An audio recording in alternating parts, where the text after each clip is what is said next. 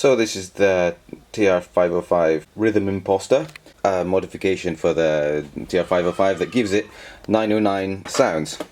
It's sample-based drum machine, so all its sounds are originally on this chip. This is a Roland mask ROM, and it's got a slightly non-standard pinout. I basically replaced it with a programmable eprom with 909 samples on it. This was quite fun to get it working because I had to start building circuit boards. There's hardly any space in the TR505, and there isn't even space inside to put the eprom in a socket. The eprom is actually soldered on. Now, that's not really a big problem because these eproms are very cheap.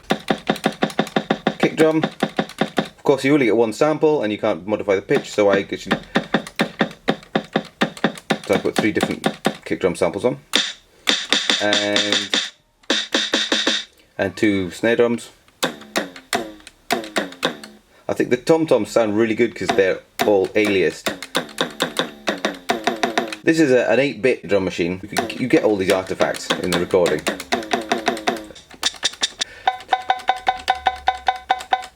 This is an 808 cowbell because you need more cowbell. Side stick.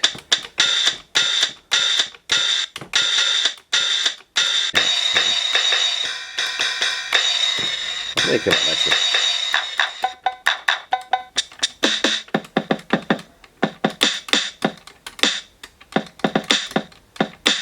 Yeah, one of the biggest pains about doing this is that the sample sizes are fixed because it's not a microprocessor that does everything. There's an ASIC, a specialized chip, which is basically a series of counters that sends the samples to the DAC when it's time, and you can't change the length of the samples. I had to fit the samples into the same size as the original samples.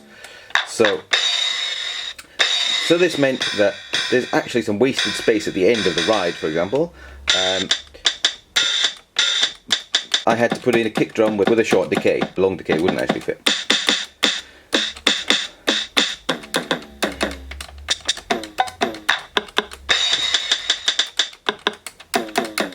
Actually, all the micro editing of the samples to make them fit perfectly into the RAM is pretty long and frustrating. This is the original sound drum. You can take the modification out and put the old sound drum back in if you like. Why you do that, I don't know. I have been planning to make a sound drum that you can switch from the original sounds to the new sounds, or from maybe I can make an 808 kit as well. But I've had this guy's 505 like since forever, so I want to give it back to him. And if I get my hands on another 505, I'll do that. What are these sounds really good for that one? This is that one. Oh yeah, this is a good one. This is one right. Yeah.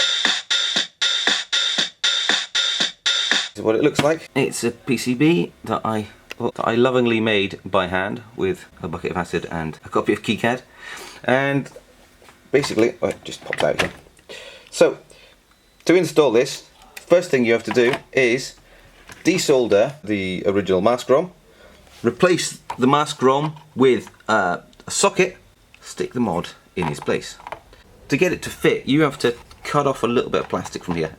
So what I did here, I think I'm being clever. I'm not sure if I actually am. I went to make a PCB by hand and then send it off to China later. So what I did is I did a one-sided PCB, which I can make at home, and I put all the jumpers on the other side so that they can actually be printed as a 2-layer PCB.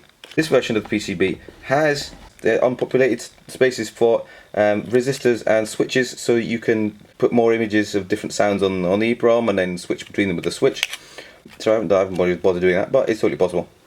There's not actually space inside this drum machine to put the ROM in a socket, so I just soldered it on. The history of this, I'm not the first person to do this. There's a guy called Harry Axton who makes a mod with this as well, except he is much more of a purist than I am, and he made a mod that's got samples from digital drum machines like the Oberheim DMX and the Lindrum and stuff like that. Yeah, I wouldn't have been able to do this without the work of lots of nice, clever people who shared their work on the internet. Our massive Harry Axton, so thank you guys, even if I don't remember all your names.